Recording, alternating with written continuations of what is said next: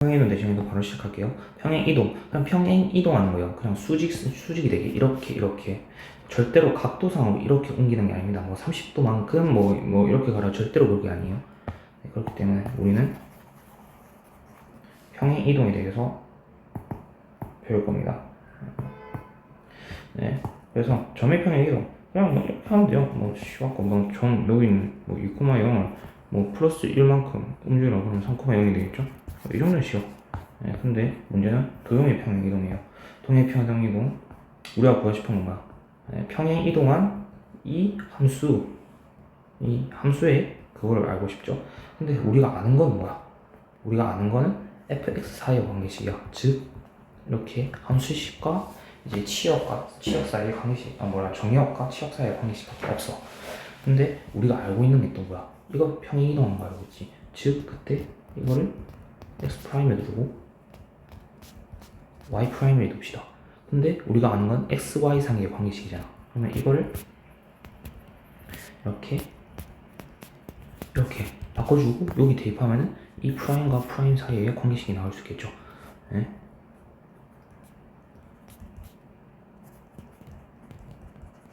이렇게 되죠. 이때 프라임은 다운쌤 픽 절대 신경 쓸 필요 없는 숫자니까 이렇게 바꿀 수가 있다. 근데 솔직히 저는 이거 몰라갖고 다음에 수학생한테 물어봤거든요. 아씨 이것 때문에 시간 개장을 못다. 그때 x줄만큼 m만큼 이동하면 n 대신 마이너스 m 이렇게 넣고 n 대신 마이너스 m 이렇게 나눈 겁니다. 그럼 우리는 이거 체화시켜야 돼요. 이렇게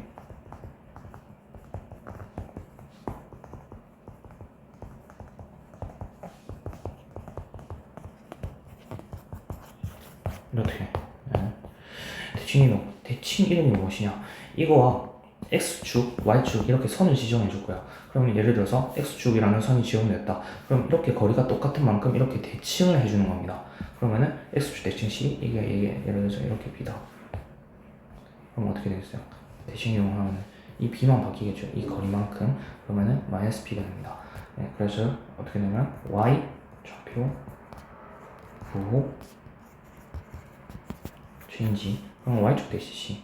그러면 똑같이 이거 바꿔줘야 되잖아. 이때 b 값은 그대로. 그러면 a 값이 이렇게 바뀌겠죠. 그러면 y축 대신 c, y 좌표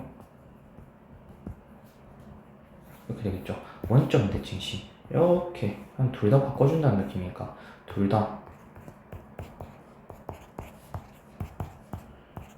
이렇게 되겠죠. 네, 이걸 알아줘야 됩니다. 도형의 선대칭 저번에 여기서 봤겠죠. 도형의 선대칭 예를 들어서 이 도형을 S축에 대해서 대칭했다. 그럼 어떻게 그래프가 그려질까요? 이렇게 그려지겠죠. 근데 본래 함수 y에서 이제 본래 함수에 이거를 예를 들어서 a-b를 찾았다. 그러면 이렇게 x축 대칭했을 때 위에서 배웠던 것처럼 했을 때 a-b가 되겠죠. 근데 이 그래프는 이제 점들의 집합이니까 모든 점들에 대해서 모든 점들의 y 좌표에 대해서 이렇게 바뀌는 거잖아요. 그럼 함수값이 어떻게 바뀌어야 되겠어요? y가 이렇게 되게 되죠. 따라서 위에서 말했던 x 대칭시 y 좌표가 체인지 되는 거랑 똑같습니다. 그러면 예를 들어서 여기가 x 좌표야. 그럼 이거 어떻게 해야 되겠어? 이거 어떻게 해야 되겠어? 이렇게 바꿔야지. 네, 이건 똑같습니다. 그럼 이걸 대해서 하면 여기 마이너스 붙이고 이거 원점에 대해서 하면 이렇게 마이너스가 붙겠죠.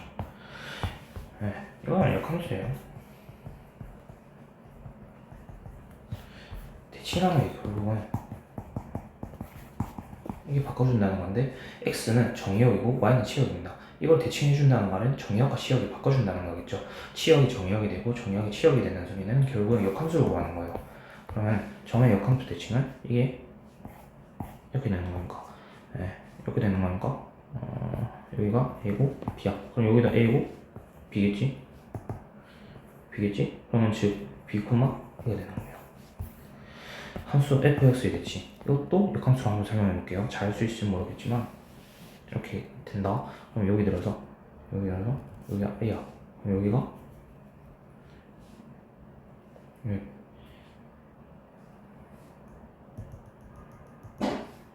a야. 그러면 여기도 똑같이 a가 되겠지. 근데 여기는 B가 되고 여기도 B가 되겠지. 근데 미안해. 그림을 놓고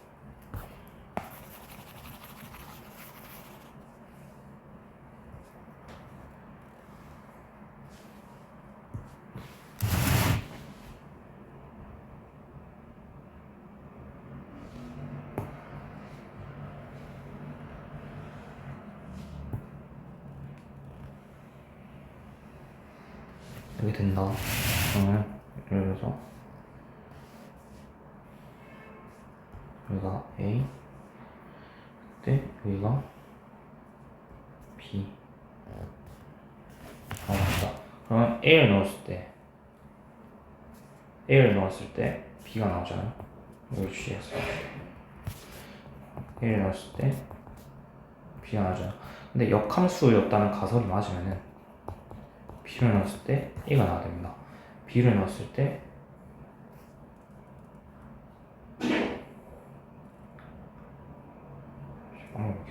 B를 넣었을 때 A가 나와야 됩니다. 네. 그렇기 때문에 이 존재치는 즉 이 함수의 역함수로 반응이 되겠죠.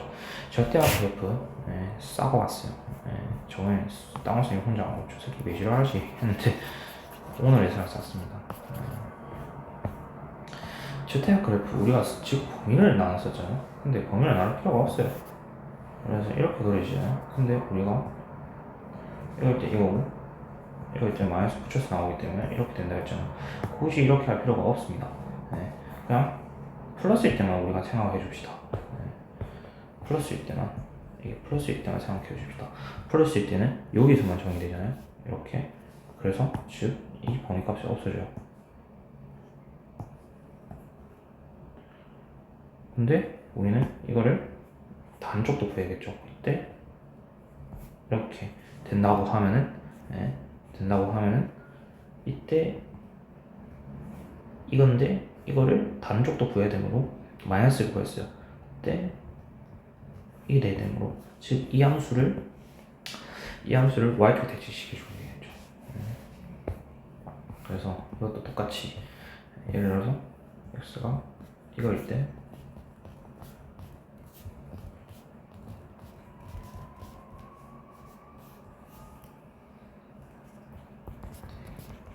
이거야. 그러면 이렇게 그려지게 되겠죠. 근데 우리가 구하고 싶은 거는 이 0보다 큰 범위니까 지워줍시다. 이렇게 됩니다. 그러면 우리가 다른 쪽도 0보다 작은 쪽도 구해야지 실수 전체의 함수 값이 구해지겠죠. 이렇게 된다면 x 대신 마이너스 x를 대입합니다. 그러면 4가 되겠죠. 이 그래프가 그려진다는 건 뭐예요? 이 함수를 y축 대칭 해줬다는 거겠죠. 이것도 똑같습니다.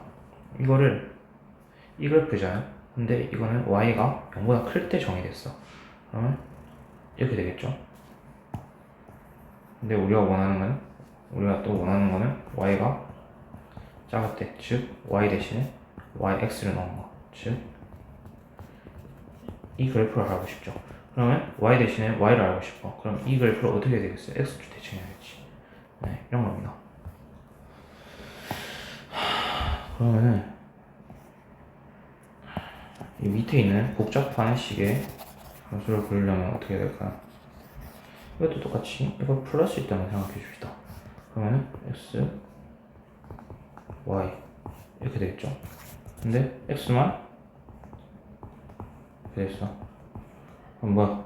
그러면 y축 대칭이지. 이렇게 되고 또 x축 대칭해야 되고 이거를 원점 대칭해야 되고 그럼 이런 그래프가 그려지게 됩니다.